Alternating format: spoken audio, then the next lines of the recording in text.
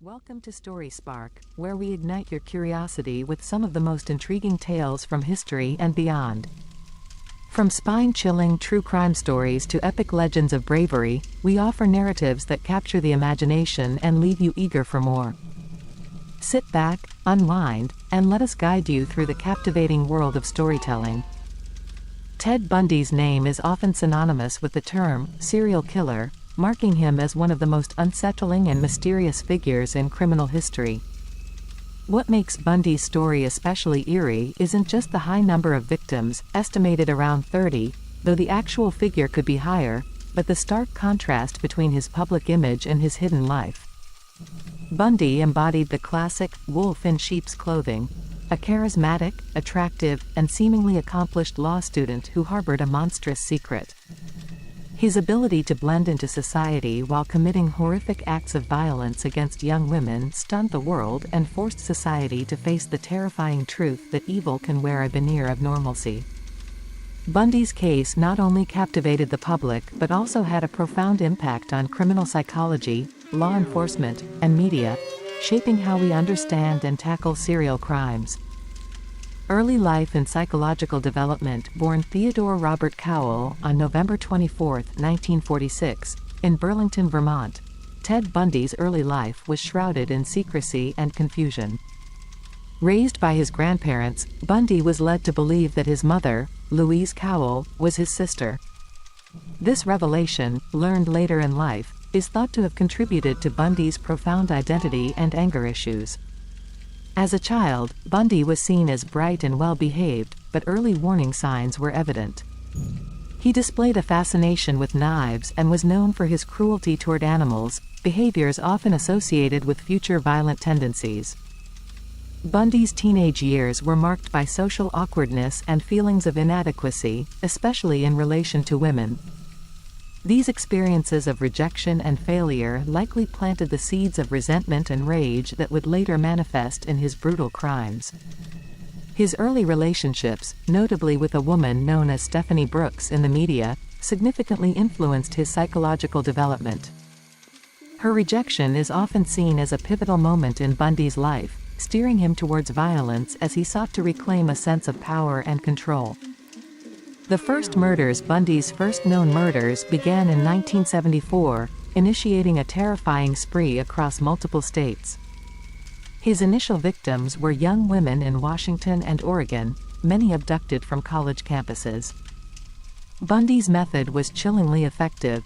He would approach his victims in public, often feigning injury with a sling or cast, and ask for their help. His charm and attractiveness disarmed these women, making them easy targets.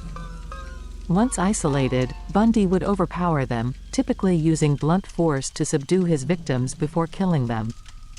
He disposed of the bodies in remote areas, sometimes returning to engage in necrophilic acts.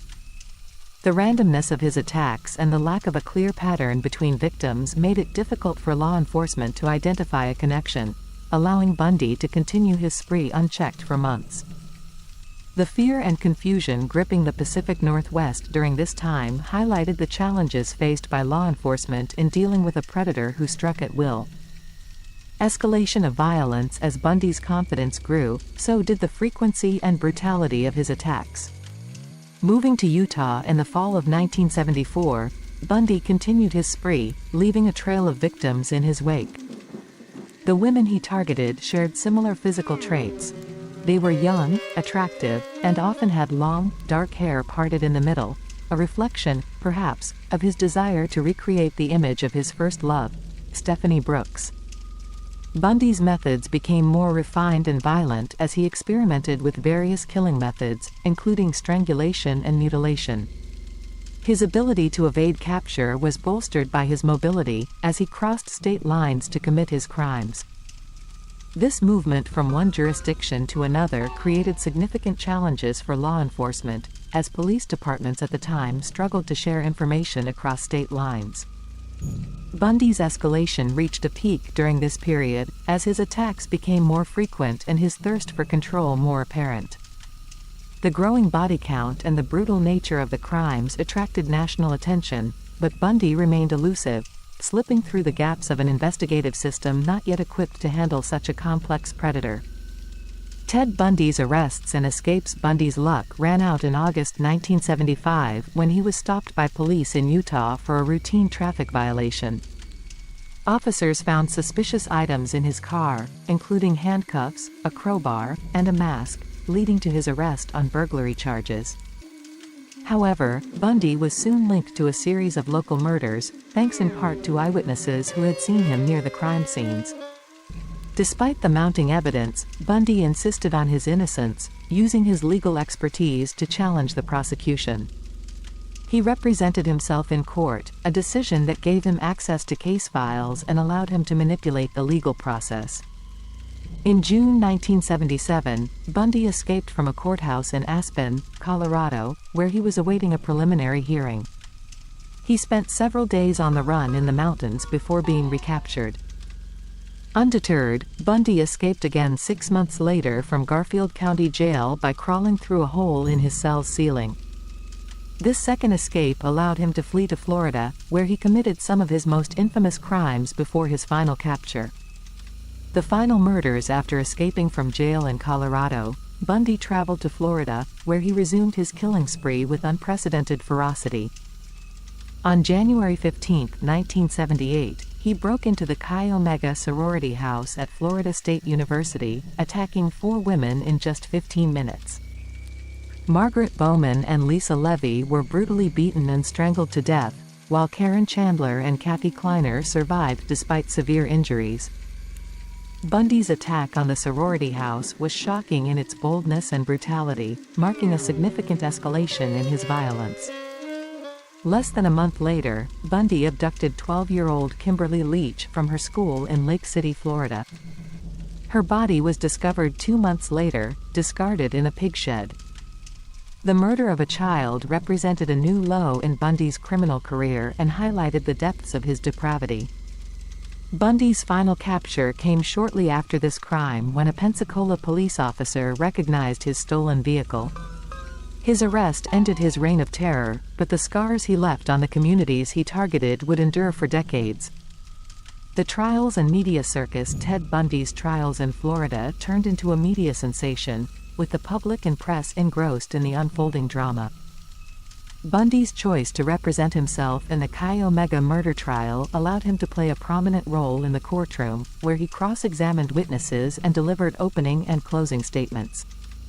His charm and intelligence were on full display, and he used the attention to craft a public persona that masked his true nature. However, the evidence against Bundy was overwhelming, including bite marks on a victim that matched his dental records. The jury convicted him in less than 7 hours, sentencing him to death. The subsequent trial for Kimberly Leach's murder was equally dramatic, with Bundy again attempting to manipulate the proceedings. Despite his efforts, he was convicted and sentenced to death once more. The trials attracted widespread media coverage, making Bundy's case a national obsession and highlighting the evolving relationship between media and the criminal justice system, as Bundy's case was among the first to be televised, setting a precedent for future high-profile cases. The psychological profile of Ted Bundy. Understanding Ted Bundy's mind has been a challenge for psychologists and criminologists alike.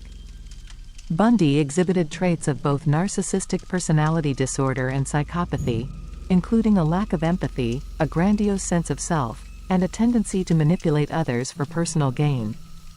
He was also a sexual sadist, deriving pleasure from his victims' suffering and degradation. Bundy's crimes were not merely about killing, they were about exerting power and control, fulfilling his need for dominance. Bundy's life was marked by struggles with feelings of inadequacy and rejection, particularly in his relationships with women. This deep-seated anger and resentment likely fueled his violent behavior, as he sought to assert control in the most extreme way possible. In interviews before his execution, Bundy fluctuated between denial, confession, and blaming others, including society and pornography, revealing his inability to take responsibility for his actions. His case has become a crucial study in criminal psychology, providing insights into the mind of a serial killer and the factors contributing to such extreme behavior. Ted Bundy's execution on January 24, 1989, marked the end of one of the most notorious and terrifying criminal careers in American history. By the time he was led to Florida's electric chair, Bundy had become a symbol of pure evil, a man whose charm and intelligence masked a horrifying darkness. The journey to his execution was fraught with legal battles, appeals, and last-minute confessions as Bundy tried to delay his fate. In the weeks leading up to his execution, Bundy sought to manipulate the system one last time by offering details about unsolved murders in exchange for a stay of execution. He confessed to additional murders, providing grisly details that added to his already extensive list of victims. However, these confessions, whether entirely truthful or another ploy for attention, were not enough to save him. Bundy spent his final hours in a cell at Florida State Prison, aware that his time was running out. Despite the gravity of his situation, Bundy remained composed, a facade he had maintained throughout his life. On the morning of January 24, he was led from his cell to the execution chamber. Outside the prison, a large crowd gathered, some holding signs that read, "Burn, Bundy, burn," while others waited in silent anticipation. Bundy's final words were reportedly directed at his family, expressing his love for them and offering no apologies for his crimes. The execution itself was carried out with the usual efficiency, and Bundy was pronounced dead at 7:16 a.m. In the aftermath of Bundy's execution, his story continued to captivate the public's imagination. Documentaries, books, and films about his life and crimes have kept his name in the spotlight, sparking debates about criminal justice, psychology, and the nature of evil. Bundy's case has become a touchstone for discussions on serial killers and continues to serve as a grim reminder of the potential for evil that can lie hidden beneath a seemingly ordinary exterior. As society reflects on Bundy's legacy, it is essential to remember the victims and the profound impact of Bundy's crimes on their families and communities. The story of Ted Bundy remains a chilling testament to the depths of human depravity and the enduring quest to understand and prevent such horrors. Thanks for joining us on this journey through one of the darkest chapters in criminal history. If you enjoyed this deep dive into Ted Bundy's life and crimes, be sure to subscribe and stay tuned for more captivating stories from the world of true crime and beyond.